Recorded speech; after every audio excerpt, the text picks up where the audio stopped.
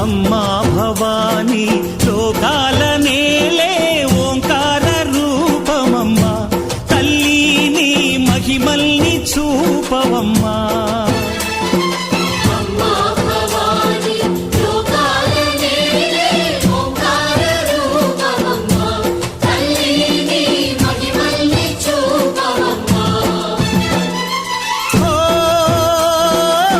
సృష్టికే దీపమా, శక్తికే మూలమా, సింహరథమే నీదమ్మా.